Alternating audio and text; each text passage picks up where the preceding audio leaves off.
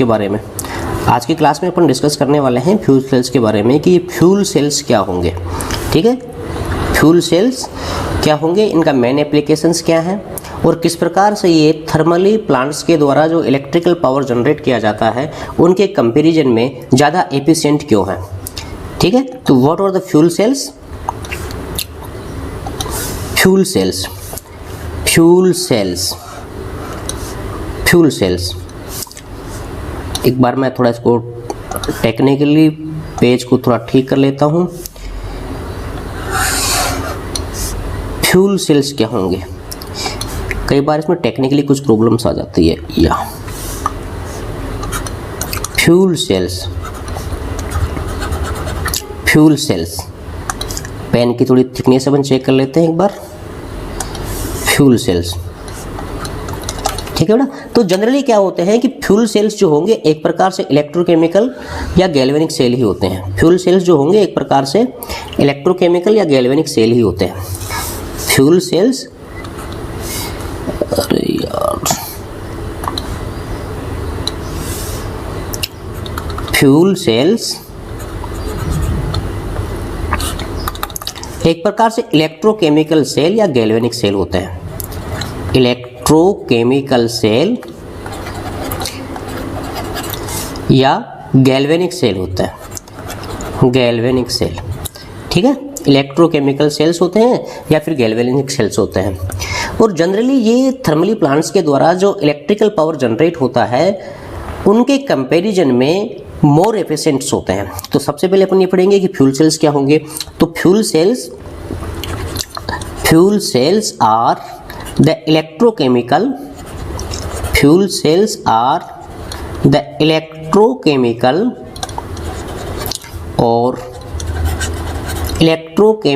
और galvanic sales,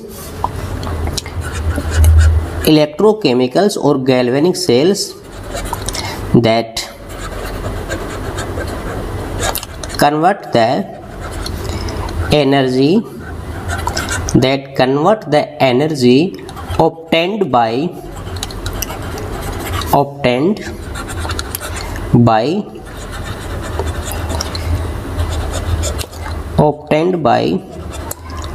combustion of fossil like hydrogen, methane and methyl alcohol into electrical energy या electric energy. Clear हो गया कि जो फ्यूल सेल्स होंगे इस प्रकार के गैल्वेनिक और इलेक्ट्रोकेमिकल सेल होते हैं जो हाइड्रोजन, मेथेन और मिथाइल एल्कोहल या इनके अलावा और कोई भी जो फॉसिल है उनके कंबशन से जो एनर्जी अपने को ऑब्टेन होती है उसको डायरेक्टली इलेक्ट्रिक एनर्जी में कन्वर्ट कर देते हैं। और देखिए फ्यूल सेल होंगे, इनकी एक फीचर, इनका जो सबसे इंपॉर्टेंट फीचर है वो ये होता है कि ये इको फ्रेंडली होते हैं। क्या होंगे बेटा, ये इको फ्रेंडली, यानी कि ये पोल्यूशन फ्री होते हैं। पोल्यूशन फ्री होते हैं, पोल्यूशन फ्री का मतलब, पोल्यूशन फ्री इसका मतलब they do not generate any type of pollution, ये किसी भी प्रकार का कोई पोल्यूशन क्रिएट नहीं करते हैं।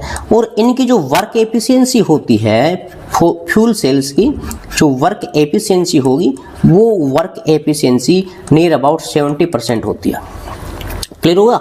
और जो थर्मली प्लांट्स हैं, थर्मली प्लांट्स के द्वारा जो अपन इलेक्ट्रिकल पावर जनरेट करते हैं, थर्मली प्लांट्स के द्वारा जो अपन इलेक्ट्रिकल पावर जनरेट करते हैं उनकी work efficiency I think near about 40% होती है।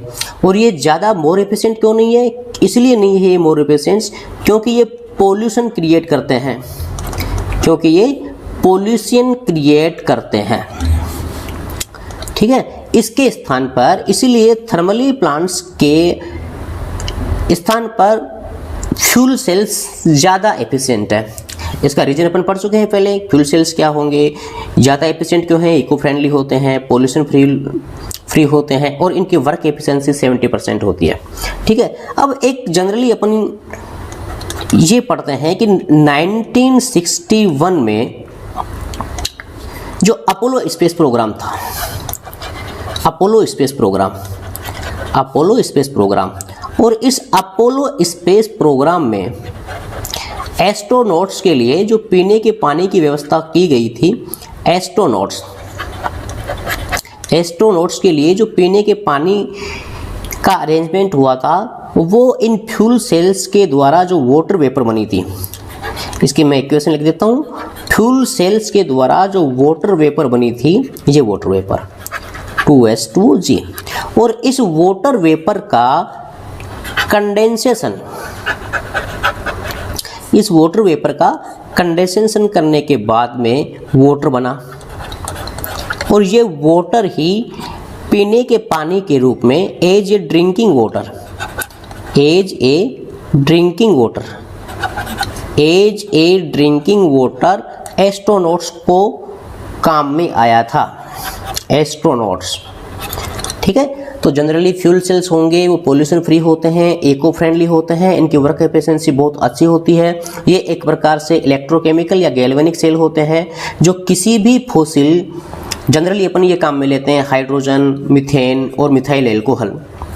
तो इस प्रकार के जो फॉसिल्स हैं, इनके कंब्यूशन से जो एनर्जी बनेगी उस एनर्जी को डायरेक्टली इलेक्ट्रिकल एनर्जी में कन्वर्ट कर देते हैं। ठीक है, और ये थर्मली प्लांट्स के द्वारा जो इलेक्ट्रिकल पावर जनरेट होता है उसके कंपैरिजन में बहुत ज़्यादा एफिशिएंट है। ठीक है, तो अब अपन इनकी मैकेनिज्म के बारे में पढ़ेंगे। देखिए बेटा, मैकेनिज्म के बारे में अपन ये पढ़ेंगे कि कोई भी जो सेल होता है वो दो इलेक्ट्रोड से मिलकर के बना हुआ होता है। किसी भी सेल में दो टाइप के इलेक्ट्रोड होते हैं। एक इलेक्ट्रोड तो होता है एनोड और दूसरा इलेक्ट्रोड होता है कैथोड। और दूसरा इलेक्ट्रोड कौन सा होगा? क्योंकि अपन ये पहले डिस्कस कर चुके हैं कि ये जो फ्यूल सेल होंगे एक प्रकार के इलेक्ट्रोकेमिकल सेल हैं, गैल्वेनिक सेल हैं। तो एनोड के ऊपर यहाँ पर होगा निगेटिव पोटेंशियल, यहाँ पर होगा पॉजिटिव पोटेंशियल, यानी कि निगेटिव चार्ज, ये पॉजिटिव चार्ज। और यहाँ पर होगा ऑक्सीडेशन प्रोसेस, ऑक्सीडेशन, और यहाँ पर प्रोसेस होगा रिडक्शन। यहाँ पर कौन सा प्रोसेस होगा? रिडक्शन। अब जो फ्यूल सेल्स हैं इनकी जो मैकेनिज्म है, फ्यूल सेल्स की जो मैकेनिज्म है वो इस प्रकार की मैकेनिज्म है। इनका जो स्ट्रक्चर है फ्यूल सेल्स का वो इस प्रकार का स्ट्रक्चर से बेटा, इसमें जो इलेक्ट्रोड्स बने हुए होते हैं वो पोरस इलेक्ट्रोड होते हैं। देखिए ये इस टाइप का इनका स्ट्रक्चर्स होता है। ये जो इलेक्ट्रोड बने हुए होंगे ये कार्बन के बने हुए होते हैं, ये बिल्कुल पोरस होते हैं। पोरस का मतलब ये हुआ कि इन इलेक्ट्रोड्स के अंदर छोटे छोटे होल्स होते हैं, छोटे छोटे छिद्र होते हैं। इन इलेक्ट्रोड्स के अंदर छोटे छोटे छिद्र होते हैं। और ये इलेक्ट्रोकेमिकल सेल है, तो यहाँ पर एक ये एनोड है, और अपने जानते हैं कि इलेक्ट्रोकेमिकल सेल है तो ये एनोड है, उस पर निगेटिव चार्ज होगा। ये जो है ये कैथोड होगा, और ये कैथोड पर पॉजिटिव चार्ज होगा, कैथोड पर पॉजिटिव चार्ज होगा। और अपन कैथोड में, यहाँ पर कैथोड में ऑक्सीजन गैस को बबल करते हैं, और एनोड पर हम हाइड्रोजन गैस को बबल करते हैं, एनोड पर हाइड्रोजन गैस को बबल करते हैं। ठीक है, और ये यहाँ पर ये H2O जल, वाटर वेपर के रूप में।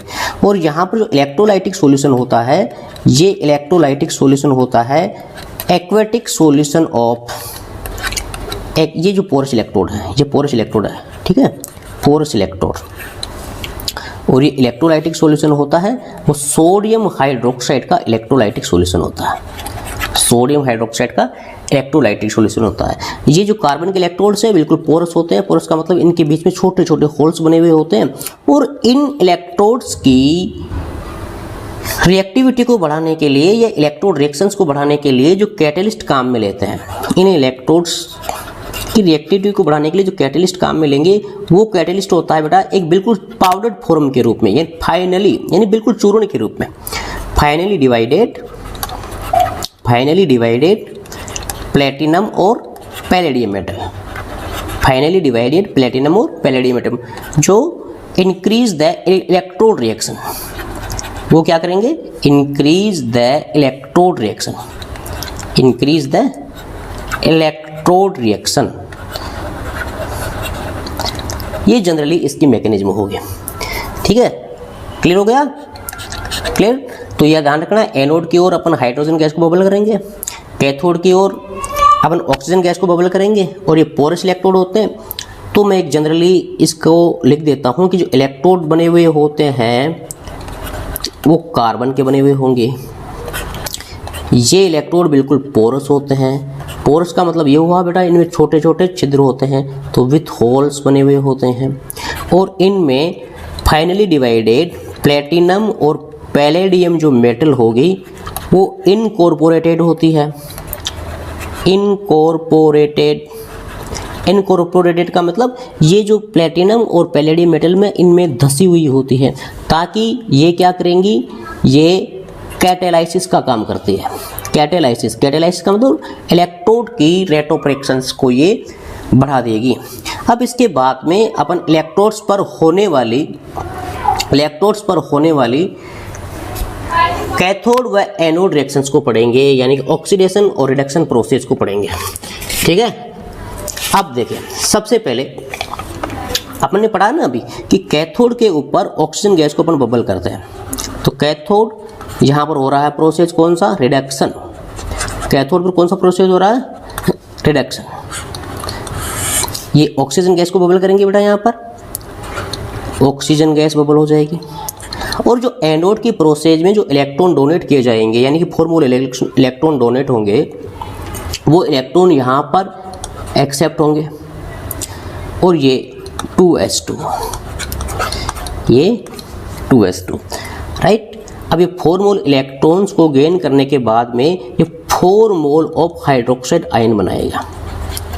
4 mole of hydroxide ion, clear है। देखो ये 2 एटम्स, यानी इसका स्टोइकोमेट्रिक कोएफिशिएंट 1 है, ऑक्सीजन के 2 एटम है, 2 एटम यहाँ से 4, ये इसको अपन पूरी तरह से लेफ्ट हैंड साइड में राइट हैंड साइड में बैलेंस कर लेंगे, राइट।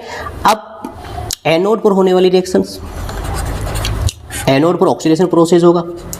एनोड पर प्रोसेस कौन सा होता है, ऑक्सीडेशन प्रोसेस होगा। अब देखो हाइड्रोजन गैस को अपन बबल कर रहे हैं यहाँ पर, तो हाइड्रोजन गैस का जब ऑक्सीडेशन होगा तो प्रोटॉन बनने चाहिए, जनरली है ना। हाइड्रोजन गैस का जब ऑक्सीडेशन होगा तो यहाँ पर प्रोटॉन बनने चाहिए, तो यानी 4H+, और ये 4 मोल ऑफ इलेक्ट्रॉन्स डोनेट होंगे, और ये 4 मोल ऑफ इलेक्ट्रॉन यहाँ पर ऑक्सीजन का रिडक्शन कर देते हैं। इसी रिएक्शन को मैं इस टाइप से भी लिख सकता हूँ, हाइड्रोजन गैस जो एनोड पर बबल होती है plus 4 mole of hydroxide ion. क्यों, क्योंकि बड़ा electrolyte aquatic solution of sodium hydroxide है, इसके डिसोसिएशन से हाइड्रोक्साइड आयन्स बनेंगे। और ये अपन पहले डिस्कस कर चुके हैं कि ये एनोड की ओर मूव करते हैं, क्योंकि कंडक्टिव वाले टॉपिक में अपन पहले पढ़ चुके हैं, तो मुझे जरूरत नहीं है ज़्यादा इसको एक्सप्लेन करने की। यहाँ पर जब ये इसके साथ में रिएक्शन करेगा तो ये बनेगा 4 mole of water molecule, 4 mole of water molecule. अब इसको बैलेंस करने के लिए यहाँ पर 4 मोल ऑफ इलेक्ट्रॉन ये डोनेट करेगा। क्लियर हो गया। तो देखिए अब यहाँ पर ये तो रिएक्शंस हो गई एनोड पर होने वाली, ये रिएक्शंस हो गई कैथोड पर होने वाली। अब मैं अगर ओवरऑल लिखता हूँ सेल रिएक्शंस, तो अपन इसको इजीली इस प्रकार से लिख सकते हैं। कैसे, अपन इसको इस प्रकार से लिख सकते हैं बेटा, यानी जो सेल रिएक्शन होगी उसको अपन इस प्रकार से लिखेंगे 2 mole of hydrogen gas, 2 mole of hydrogen gas. ये तो एनोड वाली रिएक्शन हो गई, ये कैथोड वाली रिएक्शंस, दोनों रिएक्शंस को जोड़ देंगे अपन तो ये सेल रिएक्शंस हो जाएगी। 2 mole of hydrogen gas plus 1 mole of oxygen gas, दोनों रिएक्ट होगी, और ये 2 मोल ऑफ वाटर मॉलिक्यूल। ये एक हाइड्रोजन और ऑक्सीजन के फ्यूल सेल में होने वाली सेल रिएक्शंस है, हाइड्रोजन व ऑक्सीजन के फ्यूल सेल में होने वाली रिएक्शंस है। क्लियर हुआ, ठीक है। तो ये रिएक्शंस है कैथोड पर होने वाली, ये रिएक्शंस है एनोड पर होने वाली, दोनों रिएक्शंस को जोड़ देंगे तो ये एक प्रकार से रेडॉक्स रिएक्शन हो जाएगी, फ्यूल सेल में होने वाली रेडॉक्स रिएक्शन है। इसी को अपन बोलेंगे सेल रिएक्शन, इसी को अपन क्या बोलेंगे बेटा, सेल रिएक्शन, इसी को अपन बोलेंगे सेल रिएक्शन। अब देखिए जनरली ये जो सेल्स होते हैं वो तब तक काम करते रहते हैं जब तक अपन इनमें रिएक्टेंट इनको अपन सप्लाई करते रहेंगे, राइट। तो जनरली मैं कह सकता हूं कि the cells runs continuously, the fuel cells The fuel cells run continuously. The fuel cells run continuously as long as the reactants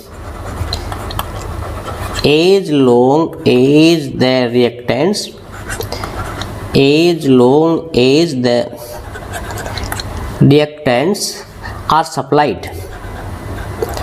As long as the reactants are supplied, यानी fuel cells में जब तक आप reactants को supply करते रहोगे, raw materials को supply करते रहोगे, तब तक वो काम करते रहेंगे, तब तक अपन उनसे इलेक्ट्रिकल पावर जनरेट कराते रहेंगे। ठीक है, अब देखिए एक सबसे अच्छा ऑप्शंस है कि थर्मली प्लांट्स के द्वारा जो इलेक्ट्रिकल पावर जनरेट होता है उनकी वर्क एफिशिएंसी बहुत कम होती है, यानी 40% के लगभग होती है। ये पोल्यूशन क्रिएट करते हैं।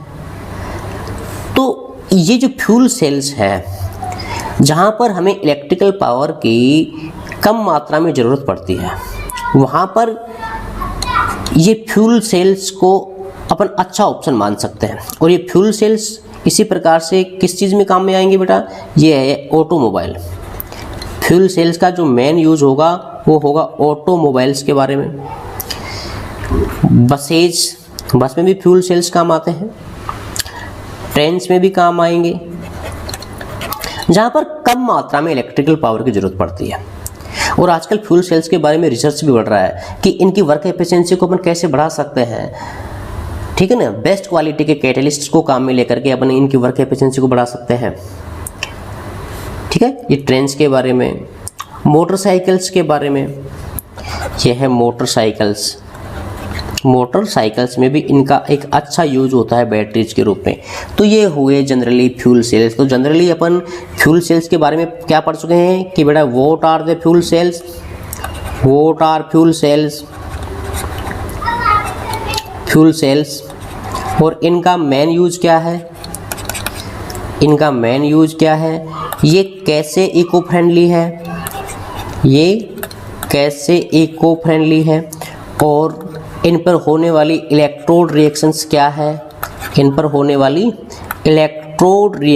क्या है। ठीक है, जनरली ये सारी चीज़ें अपन फ्यूल सेल्स के बारे में डिस्कस कर चुके हैं। क्लियर हो गया? ठीक है, अब अपन जो नेक्स्ट टॉपिक है वो पढ़ेंगे बेटा कोरोजन के बारे में, कि एक्चुअल में जो ये कोरोजन है वो कोरोजन होता क्या है। या कोरोजन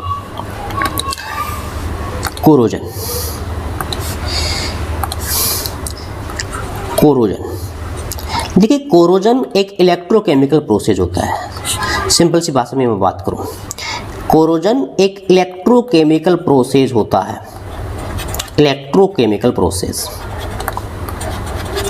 कोरोजन एक बड़ा इलेक्ट्रोकेमिकल प्रोसेस होता है, यानी कोई भी मेटल जब एटमॉस्फेयर के कांटेक्ट में आती है तो उस मेटल के ऊपर ऑक्साइड्स की या किसी भी सोल्ट्स की एक लेयरिंग हो जाती है या उसके ऊपर कोटिंग हो जाती है, जिसके कारण से उस मेटल्स की क्वालिटी खराब हो जाती है।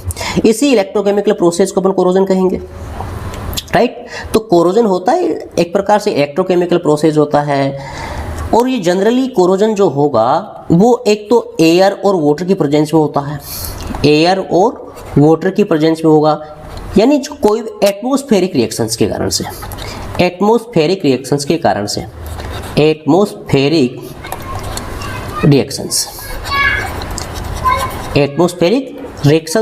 से जनरली किसी भी मेटल के ऊपर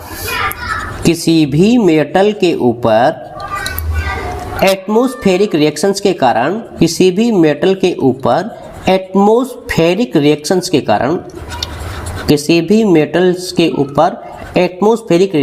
कारण ऑक्साइड्स की या सोल्ट्स ऑफ मेटल की एक कोटिंग हो जाती है। कोटिंग का मतलब मेटल के ऊपर ऑक्साइड्स की या उस मेटल के किसी सोल्ट की एक कोटिंग हो जाएगी। कोटिंग का मतलब एक लेयरिंग हो जाएगी। एक परत जम जाएगी। ठीक है बेटा, एक परत का बनना, एक परत, इस प्रोसेस को अपन बोलते हैं कोरोजन। और देखिए कोरोजन ये आयरन में यदि कोरोजन होता है तो corrosion of iron, corrosion of iron, अगर आयरन में कोरोजन होता है तो इसको अपन एक सिंपल टर्म से जानते हैं जिसको अपन बोलते हैं रस्टिंग, रस्टिंग। क्लियर है? और कोरोजन ऑफ सिल्वर, अगर सिल्वर में कोई कोरोजन होता है तो corrosion of silver, corrosion of silver, इसको अपन जानते हैं टर्निशिंग के बारे में। ठीक है, इसको जानेंगे किसके बारे में बेटा? टर्निशिंग के बारे में, टर्निशिंग। और देखिए कोरोजन ऑफ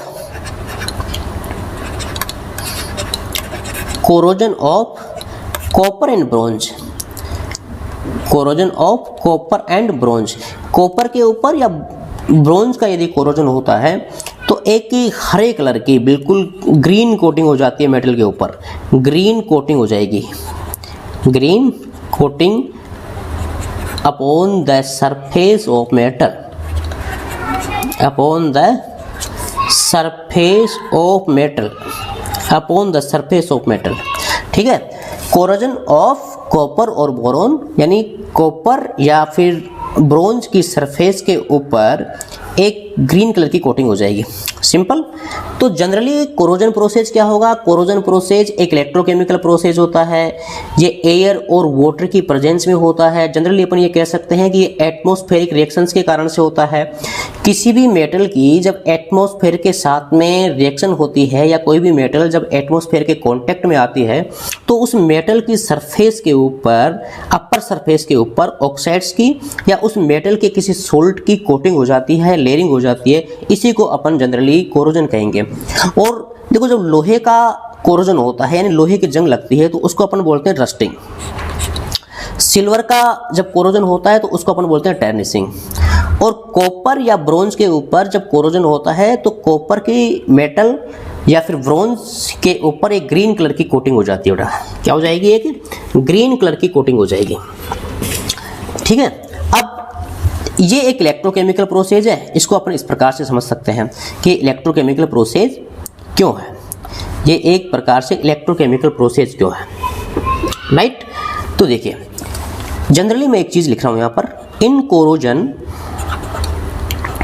मैं अब रस्टिंग की बात कर रहा हूँ यहाँ पर, रस्टिंग यानी आयरन का कोरोजन, राइट।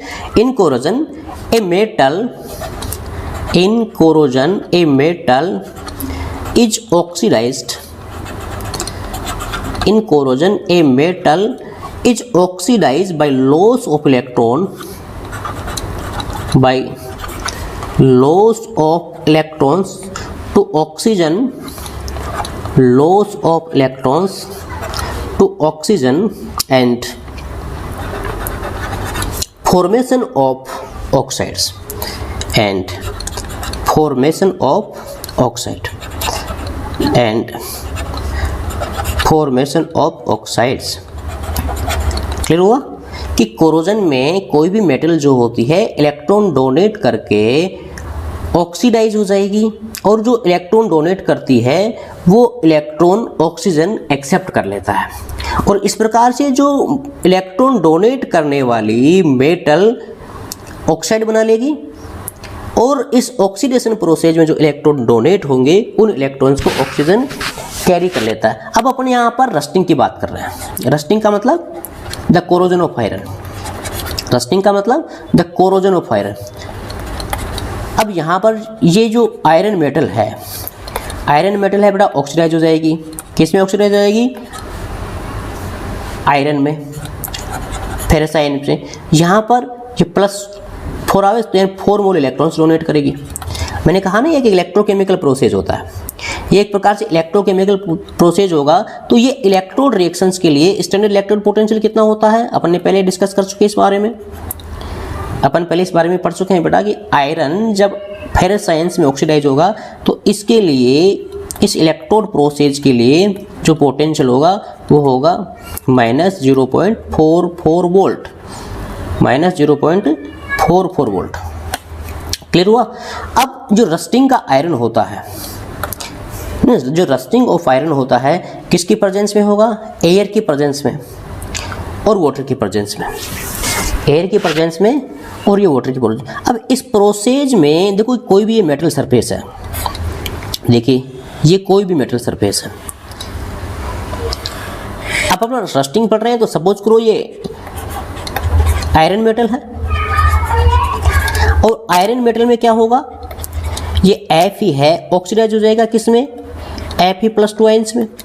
यहाँ पर ये 2 मोल ऑफ इलेक्ट्रॉन डोनेट करेगा, 2 मोल ऑफ इलेक्ट्रॉन डोनेट करेगा।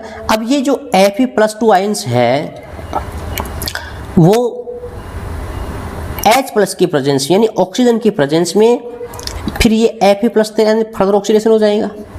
Fe+2 आयंस का ऑक्सीजन की प्रेजेंस में फेरिक आयंस में ऑक्सीडेशन हो जाएगा into the presence of oxygen, क्योंकि एटमॉस्फेयर में ऑक्सीजन तो है ही ना, into the presence of oxygen, into the presence of oxygen. देखिए ये चीज़ तो अपन क्लियर कर चुके हैं कि जो रस्टिंग ऑफ आयरन होता है वो एयर और वाटर के प्रेजेंस में होगा। क्लियर, एयर और वाटर के प्रेजेंस में होगा। एक चीज़ और कि एटमॉस्फेयर में जो कार्बन डाइऑक्साइड गैस होती है, एटमॉस्फेयर में जो कार्बन डाइऑक्साइड गैस होती है ये सोल्यूबल हो जाती है H2O में, क्योंकि एटमॉस्फेयर में जो H2O होता है वो पानी की छोटी छोटी बूंदों के रूप में भी होता है, वाटर वेपर के रूप में भी होता है। जो कार्बन डाइऑक्साइड गैस जो एटमॉस्फेयर में है वो H2O में सोल्यूबल हो जाएगी, डिसोल्यूबल हो जाएगी, और ये डिसोल्यूबल होकर के कार्बोनिक एसिड बनाएगी। राइट बेटा, कार्बोनिक एसिड। और ये जो कार्बोनिक एसिड होता है वो एक प्रकार से अनस्टेबल होता है, ये कार्बोनिक एसिड। और कार्बोनिक एसिड का जब डिसोसिएशन होता है एटमॉस्फेरिक रिएक्शंस के कारण से तो ये 2H+ यानी ये 2H+ और ये कार्बोनेट आयन में डिसोसिएट हो जाएगा। ये जो H+ आयंस है ये H+ आयन रस्टिंग को कैटेलाइज करते हैं, catalyse the rusting process, catalyse the rusting of iron, catalyse the rusting of iron. Clear हुआ? तो रस्टिंग ऑफ आयरन को कैटेलाइज करने के लिए एटमॉस्फेरिक रिएक्शंस के साथ साथ यानी एयर और वाटर के साथ साथ एटमॉस्फेयर में जो कार्बन डाइऑक्साइड प्रेजेंट है वो वाटर में सोल्यूबल होकर के कार्बोनिक एसिड बनाएगी। ये अनस्टेबल होता है, ये डिसोसिएट हो जाता है H+ में। H+ के कारण से जो मीडियम है वो एसिडिक बन जाएगा। तो H+ इसको रेनफोर्स करते हैं, कैटेलाइज करते हैं रस्टिंग ऑफ आयरन को। क्लियर हुआ? ठीक है। अब देखिए रस्टिंग ऑफ, अब यहाँ पर एक चीज़ और क्लियर करेंगे अपन। यहाँ पर यह है बेटा कि जो मैंने अभी बताया कि ये जो FeS है वो ऑक्सीडाइज हो गया आयरन में, यहाँ पर 2 मोल इलेक्ट्रॉन्स ये जनरेट कर देगा। और यहाँ पर ये फेरस आयंस है into the presence of in O2, oxygen के प्रेजेंस में या एटमॉस्फेयर में जो ह्यूमिडिटी है उसकी प्रेजेंस में ये Fe+3 में ऑक्सीडाइज हो जाएगा। किस में ऑक्सीडाइज हो जाएगा? एटमॉस्फेरिक ऑक्सीजन के कारण से फेरिक आयंस में ऑक्सीडाइज हो जाएगा। अब ये जो फेरिक आयंस हैं, ये जो फेरिक आयंस हैं वो रस्ट के रूप में मेटल सरफेस से बाहर आ जाते हैं हाइड्रेटेड ऑक्साइड के रूप में। ये जो फेरस आयंस हैं ये Fe2O3, क्लियर हुआ? Fe2O3 हाइड्रेटेड XS2, ये हो गया जो formula of rust, formula of rust. ये मेटल सरफेस से या लोहे की सतह से बिल्कुल बाहर आ जाएगा। ये रेड ब्राउन कलर के रूप है, ये रेड ब्राउन कलर के रूप में comes out, red brown colour के रूप में comes out of the surface, comes out of the iron surface, comes out of the iron surface as a rust. अब जनरली एक क्वेश्चन ये पूछा जाता है कि जो रस्टिंग ऑफ आयरन होता है, जो लोहे की जंग लगती है, उसका जो केमिकली कंपोजिशन क्या होगा, इसको आपको अच्छे से पढ़ लेना है। Fe2O3 XS2O, ठीक है। ये X जो होता है वो वाटर मोलिक्यूल का स्टोइकोमेट्रिक कोएफिशिएंट होता है। ठीक है, ये रेड ब्राउन कलर का एक कॉम्प्लेक्स होता है।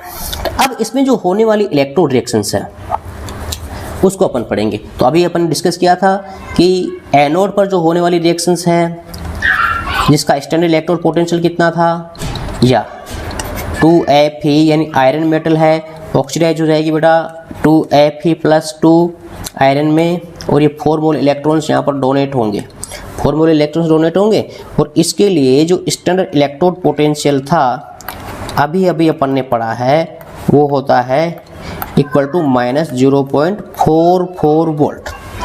अब कैथोड पर जो होने वाली रिएक्शंस है यानी जो 4 मोल इलेक्ट्रॉन्स यहाँ पर डोनेट हुए हैं, ये 4 मोल इलेक्ट्रॉन्स मेटल सरफेस के द्वारा ऑक्सीजन को जाके रिड्यूस करेंगे, मेटल सरफेस के द्वारा ऑक्सीजन को जाकर के रिड्यूस करेंगे। और देखिए आयरन की वह सरफेस जहाँ पर ये ऑक्सीडेशन प्रोसेस हो रहा है उसको अपन बोलेंगे एनोडिक स्पॉट। ये जो प्रोसेस हो रहा है उसको अपन बोलेंगे बड़ा एनोडिक स्पॉट, राइट। इसके मेटल सरफेस के ऊपर जहाँ पर इलेक्ट्रॉन डोनेट किए जा रहे हैं, मेटल्स ऑक्साइड, ये मेटल जो है आयरन जो है ऑक्सीडाइज हो रहा है जिस प्लेस पर, जिस सरफेस पर, उसको अपन बोलेंगे एनोडिक स्पॉट, एनोडिक स्पॉट। और देखो ये एनोडिक स्पॉट कहाँ पर होता है, जहाँ पर लोहे में दरारें पड़ी हुई होती है, जहाँ से लोहा कच्चा होता है, जहाँ उसकी क्वालिटी अच्छी नहीं है, ये वही एक प्रकार से एनोडिक स्पॉट का काम करेगा। और ये जो इलेक्ट्रॉन्स जो डोनेट हो रहे हैं यहाँ पर, वो इलेक्ट्रॉन्स मेटल सरफेस के द्वारा ऑक्सीजन के पास में जाते हैं, ऑक्सीजन को रिड्यूस करते हैं। क्लियर हुआ। तो यहाँ पर जो कैथोड पर होने वाली जो रिएक्शंस है उसको मैं यहाँ पर ऐसे लिख सकता हूँ, ऑक्सीजन गैस यानी एटमॉस्फेरिक ऑक्सीजन प्लस ये 4H+, क्योंकि ये एसिडिक मीडियम इसको कैटेलाइज करता है। और मैंने बताया ना ये H+ कहाँ से आए, CO2 एटमॉस्फेयर में प्रेजेंट होती है, ये वाटर के साथ में रिएक्शंस करके कार्बोनिक एसिड बना लेती है, कार्बोनिक एसिड डिसोसिएट होता है तो H+ बनाता है। क्लियर हुआ। और यहाँ पर ये 4 मोल इलेक्ट्रॉन्स को ये एक्सेप्ट करेगा। 4 मोल इलेक्ट्रॉन्स एक्सेप्ट करने के बाद में 2 moles of water molecule, 2 moles of water molecule. और इसके लिए जो स्टैंडर्ड रिडक्शन पोटेंशियल होता है, इसके लिए जो आई थिंक ये होगा बेटा H+O2, और मेरे हिसाब से मैं I am not sure but शायद आई थिंक 1.23 वोल्ट होगा, राइट। तो एनोड पर होने वाली रिएक्शंस ये है, कैथोड पर होने वाली रिएक्शंस ये है। और ओवरऑल जो रिएक्शंस हैं उसको अपन इस प्रकार से लिख सकते हैं। देखो राइट हैंड साइड एक तरफ, लेफ्ट हैंड साइड एक तरफ। अपने जानते हैं कि 4 मोल इलेक्ट्रॉन्स यहाँ पर है और 4 मोल इलेक्ट्रॉन्स यहाँ पर है, ये एक तरफ से कैंसिल हो जाएंगे। यहाँ पर ये 2Fe, तो मैं यहाँ पर लिख देता हूँ 2Fe का मतलब 2 mole of iron plus 1 mole of oxygen, 1 mole of oxygen plus यहाँ पर देखो 4 mole of H+ ion, 4 mole of H+ ion, 4 mole of H+ ion. Clear. और ये आपस में प्रोडक्शन 2 किस में बढ़ाएंगे, लेंगे, ये हो जाएगा बड़ा। और कुछ रह गया क्या इसमें, हाँ 2H2 ये है, ये हो जाएगा राइट हैंड साइड में 2 mole of Fe+2 ion ferrous ion and plus 2 mole of water molecule, 2 mole of water molecule. Clear हो गया, क्लियर है। तो ये जो रिएक्शंस होगी वो रिएक्शंस होगी इलेक्ट्रोकेमिकल रिएक्शन होगी, रेडॉक्स रिएक्शन होगी रस्टिंग ऑफ आयरन की। This is cell reaction, this is cell reaction, this is redox reaction, redox reaction. और देखो इसमें रिडक्शन भी हो रहा है, रिडक्शन भी हो रहा है, ऑक्सीडेशन भी हो रहा है। इस प्रकार से जो रस्टिंग ऑफ आयरन हुआ एक इलेक्ट्रोकेमिकल प्रोसेस हुआ। रस्टिंग ऑफ आयरन जो है वो एक इलेक्ट्रोकेमिकल प्रोसेस हुआ, ठीक है। ये एक hence it is a electrochemical process, hence it is a electrochemical process, hence it is a electrochemical process, hence it is a electrochemical process, hence it is a electrochemical process। ठीक है बेटा। Next अब पढ़ेंगे कि इस rusting of iron को देखिए अगर इस प्रोसेस पे अपन कंट्रोल नहीं करें तो बहुत सारे डैमेजेज होंगे। जैसे ब्रिज में है, ब्रिज में लोहा काम में आता है, एटमॉस्फेरिक रिएक्शंस के कारण से उसका रस्टिंग होगा, तो वो जो ब्रिजेज है वो डैमेज हो सकते हैं। इनके लिए अपन सबसे अच्छा सॉल्यूशन क्या कर सकते हैं? How can we prevent the rusting, right. तो अपन पढ़ने वाले हैं, पहली चीज़ तो ये है कि ये कोरोजन को कौन सी चीज़ें एनहेंस करती है, कारक एज ए फैक्टर जो कोरोजन को बढ़ाते हैं। तो देखिए फैक्टर्स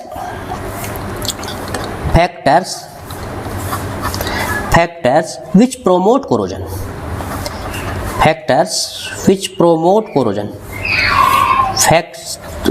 promote corrosion, ऐसे कौन से फैक्टर्स हैं जो कोरोजन को बढ़ाएंगे? ठीक है बेटा। एक बात तो रिएक्टिविटी ऑफ मेटल, पहली चीज़ तो है ये रिएक्टिविटी ऑफ मेटल। कोई भी मेटल जितनी ज़्यादा रिएक्टिव होगी वो उतनी ही ज़्यादा कोरोजिव नेचर की होगी, वो कोरोजन को बढ़ाएगी। तो पहली चीज़ है रिएक्टिविटी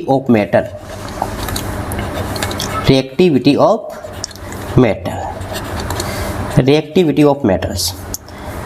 दूसरी, किसी भी मेटल में जितनी ज़्यादा इम्प्योरिटी होगी तो कोरोजन को बढ़ाएगी। तो presence of impurity,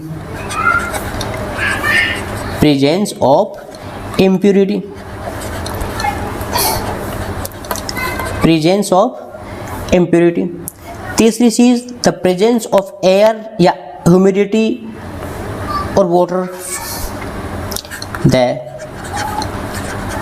presence of air, water and humidity into the atmosphere।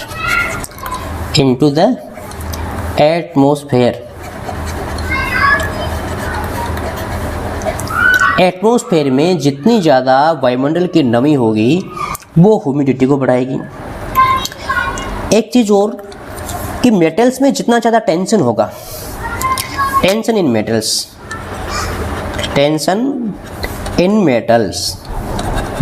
देखो टेंशन इन मेटल्स का मतलब ये हुआ बेटा कि आप जनरली सीधे शब्दों में समझिए कि किसी भी मेटल की जो क्वालिटी है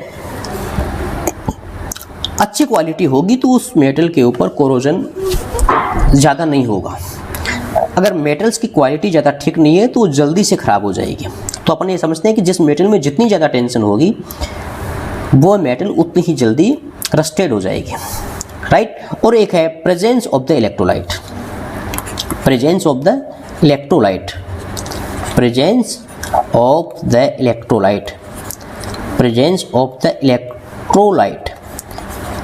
राइट। तो ये सिंपल सी चीज़ें हैं बेटा कि एक तो जो मेटल जितनी ज़्यादा रिएक्टिव होगी वो कोरोजन को उतना ही बढ़ाएगी। मेटल में जितनी ज़्यादा अशुद्धि होगी, इम्प्योरिटी होगी, वो तो कोरोजन को उतना ही बढ़ाएगी। और एटमॉस्फेयर में जितनी ज़्यादा नमी होगी, वायुमंडल में जितनी ज़्यादा नमी होगी, यानी कि एटमॉस्फेयर में या मेटल एयर के, वाटर के और ह्यूमिडिटी की जितनी ज़्यादा कांटेक्ट में आएगी वो उतनी ही ज़्यादा ख़राब हो जाएगी, उतनी ही ज़्यादा संक्षारित हो जाएगी, कोरोजिव हो जाएगी। और किसी मेटल की जितनी ज़्यादा क्वालिटी ख़राब होती है, अच्छी क्वालिटी नहीं होती है, तो उसमें कोरोजन उतना ही शीघ्र होगा, उतना ही जल्दी होगा। और किसी मेटल के ऊपर इलेक्ट्रोलाइट की प्रेजेंस होगी तो वो कोरोजन को बढ़ाएगी।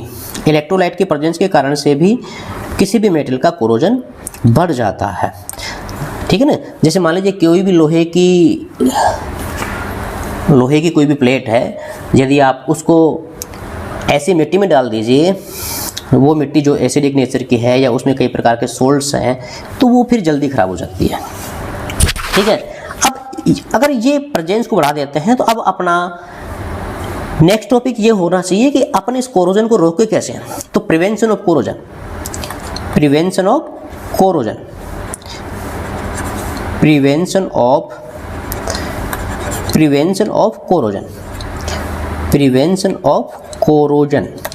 कोरोजन को अपन कैसे रोकें?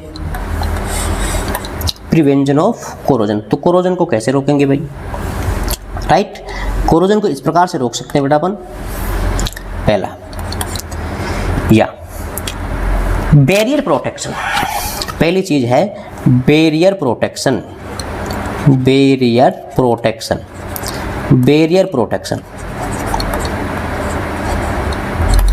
Barrier protection. देखो बैरियर प्रोटेक्शन का मतलब ये हो गया कि किसी भी मेटल सरफेस के ऊपर यदि अपन ऑयल का पेंट कर दें, किसी भी कलर का पेंट कर दें, उसके ऊपर ग्रीस लगा दें, तो अपन किसी भी मेटल को संक्षारित होने से रोक सकते हैं, उसको उसका कोरोजन होने से रोक सकते हैं। यानी ऑयल की एक थिन लेयर लगा दें किसी भी मेटल के ऊपर, यदि अपन ऑयल की एक थिन लेयर लगा दें तो मेटल का सरफेस वो कोरोजन रुक जाएगा। उसी मेटल के ऊपर बेटा अपन पेंट कर दें, उसी मेटल के ऊपर अपन पेंट कर दें तो उस मेटल का कोरोजन रुक जाएगा।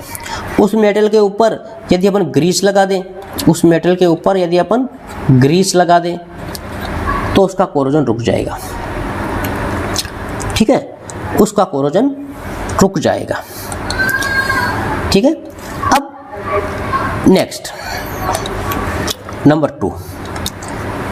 टू है एक सैक्रिफिशियल प्रोटेक्शन। देखिए इंपॉर्टेंट चीज है sacrificial protection, sacrificial protection, sacrificial protection. ये सैक्रिफिशियल प्रोटेक्शन क्या होगा, sacrificial protection, right, sacrificial protection. देखो मैंने पहले ही अभी एक्सप्लेन किया है कि ये रस्टिंग ऑफ आयरन होता है, एक इलेक्ट्रोकेमिकल प्रोसेस होता है, और इसी से जुड़ा हुआ है ये टॉपिक है सैक्रिफिशियल प्रोटेक्शन क्या होता है।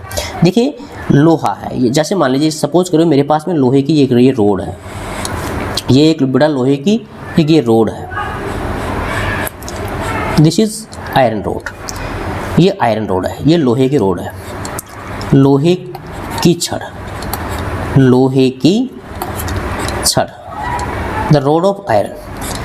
अब अपन ये जानते हैं कि इस रोड ऑफ आयरन के ऊपर यदि मैं कोई हाईली रिएक्टिव मेटल की लेयरिंग कर दूं, हाईली रिएक्टिव मेटल की लेयरिंग कर दूं, हाईली रिएक्टिव मेटल की मैं लेयरिंग कर दूं, तो फिर ये लोहे का कोरोजन नहीं होगा, इस लोहे का कोरोजन नहीं होगा। वो कैसे, देखिए लोहे के लिए स्टैंडर्ड रिडक्शन पोटेंशियल कितना होता है, लोहे के लिए स्टैंडर्ड रिडक्शन पोटेंशियल होगा इक्वल टू होगा -0.44 वोल्ट, और जिंक के लिए, और ये जिंक के लिए स्टैंडर्ड रिडक्शन पोटेंशियल की जो वैल्यू होती है अपन पहले डिस्कस कर चुके हैं -0.76 वोल्ट।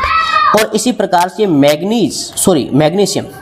मैग्नीशियम के लिए जो स्टैंडर्ड रिडक्शन पोटेंशियल की जो वैल्यू होगी वो होगी -2.37। इसका मतलब इन वैल्यूज के बेस पे जो सबसे ज़्यादा रिएक्टिव मेटल है, इनके वैल्यूज की वजह से जो सबसे ज़्यादा रिएक्टिव मेटल होगा वो होगा मैग्नीशियम होगा, उसके बाद में जिंक होगा, और उसके बाद में आयरन होगा, राइट। अगर ये लोहे की छड़ आयरन की बनी हुई है, यदि ये लोहे की छड़ किसकी बनी हुई है, यदि ये लोहे की जो रोड है वो आयरन की बनी हुई है, तो इसके ऊपर मैं जिंक की कोटिंग भी कर सकता हूँ, इसके ऊपर बेटा मैं जिंक की कोटिंग भी कर सकता हूँ, इनके ऊपर अपन जिंक की कोटिंग भी कर सकते हैं, राइट। इसके ऊपर अपन मैग्नीशियम की कोटिंग भी कर सकते हैं, इसके ऊपर अपन मैग्नीशियम की कोटिंग भी कर सकते हैं, इसके ऊपर अपन मैग्नीशियम की कोटिंग भी करेंगे। क्योंकि अगर आप जिंक की कोटिंग करोगे तो उस स्थिति में क्या होगा, उस स्थिति में होगा ये कि ये जिंक है वो इलेक्ट्रॉन डोनेट करेगा, उस स्थिति में ये जिंक है वो इलेक्ट्रॉन डोनेट करेगा, ZnS यानी Zn+2 में ऑक्सीडाइज हो जाएगा, Zn+2 में ऑक्सीडाइज हो जाएगा, क्लियर हो जाएगा। तो रस्टिंग जो होगा वो जिंक का होगा, लोहे का नहीं होगा। अगर इसके ऊपर मैं मैग्नीशियम की कोटिंग करूंगा, मैग्नीशियम की कोटिंग करूंगा तो ऑक्सीडाइज मैग्नीशियम मेटल हो जाएगी, ऑक्सीडाइज कौन सी मेटल हो जाएगी, मैग्नीशियम मेटल हो जाएगी। तो उस स्थिति में ना, जब लोहे की रोड के ऊपर यदि अपन जिंक की कोटिंग करेंगे, जिंक का पेंट करेंगे, जिंक मेटल का पेंट करेंगे और मैग्नीशियम मेटल की कोटिंग करेंगे, तो दोनों ही स्थितियों में क्या होगा, जिंक इलेक्ट्रॉन डोनेट करके ऑक्सीडाइज हो जाएगी, वह मैग्नीशियम इलेक्ट्रॉन डोनेट करके ऑक्सीडाइज हो जाएगी। तो लोहा सेफ रहेगा। तो लोहा क्या रहेगा बेटा, सेफ रहेगा। यानी सिंपल सी लैंग्वेज में मैं ये कह सकता हूं कि जिस किसी भी मेटल के लिए इलेक्ट्रॉन डोनेट करने की टेंडेंसी ज़्यादा होती है तो वह पहले संसारित होगी, वह पहले कोरोजिव होगी, राइट। तो इस स्थिति में अपन लोहे को बचा सकते हैं। कैसे बचा सकेंगे, उसके ऊपर जिंक का लेप करके, उसके ऊपर मैग्नीशियम का पेंट करके, जिंक का पेंट करके, क्योंकि इन दोनों ही मेटल्स की इलेक्ट्रॉन डोनेट करने की टेंडेंसी लोहे से ज़्यादा होगी, इसलिए जल्दी ऑक्सीडाइज हो जाएगी। क्लियर हो जाएगा बेटा, ये हो गया। अब देखो एक चीज़ हो रही है, अगर जिंक लोहे की मेटल के ऊपर, लोहे की रोड के ऊपर यदि अपन जिंक की कवरिंग करेंगे तो इस प्रोसेस को अपन बोलते हैं गैल्वेनाइजेशन। इस प्रोसेस को अपन क्या बोलेंगे, जिंक का अपन कोटिंग करेंगे जिंक का, तो इस प्रोसेस को अपन बोलते हैं गैल्वेनाइजेशन। इसको क्या बोलेंगे बेटा अपन, गैल्वेनाइजेशन। ठीक हो गया, क्लियर पॉइंट। और इसके अलावा कई प्रकार, एक होता है कैथोडिक, एक चीज़ और होती है कैथोडिक, राइट, ठीक है। एक होता है कैथोडिक प्रोटेक्शन, और कैथोडिक प्रोटेक्शन में अपने कहेंगे जो हाईली इलेक्ट्रोपॉजिटिव मेटल होती है, जैसे जिंक है, मैग्नीशियम है, उनको कम इलेक्ट्रोपॉजिटिव मेटल से अपन कनेक्ट कर देंगे, राइट। और एक नेक्स्ट प्रोसेस जो होता है, अपन कोई भी जो बेसिक मेटल की, जैसे सारी ये जो अपन बोलेंगे बेसिक फॉस्फेट्स होंगे, बेसिक क्रोमेट सॉल्यूशंस होंगे, इनकी नेचर जो होगी वो बेसिक नेचर्स के होने के कारण से ये H+ आयंस की अवेलेबिलिटी को रोक देते हैं। ये H+ आयंस की अवेलेबिलिटी को रोक देगा, राइट, जिसके कारण से भी कोरोजन स्टॉप हो जाएगा। तो ये सारी चीज़ें हैं। यदि किसी भी मेटल्स के ऊपर यदि अपन बेसिक नेचर का कोई भी फॉस्फेट है या बेसिक क्रोमेट सॉल्यूशंस है या बिस्फिनोल है, इनका यदि पेंट कर देते हैं तो ये बेसिक नेचर के होने के कारण से जो कोरोजन को कैटलाइज करता है H+ आयन या एसिडिक मीडियम, उन H+ आयंस की अवेलेबिलिटी को वहाँ से हटा देगा। और जब H+ आयंस की अवेलेबिलिटी वहाँ से हट जाएगी तो कोरोजन अपने आप रुक जाएगा। ठीक है, ये सारी चीज़ें हैं। ठीक है बेटा, तो आज की क्लास में अपन इतना ही पढ़ेंगे, बाकी बाद में। Thank you.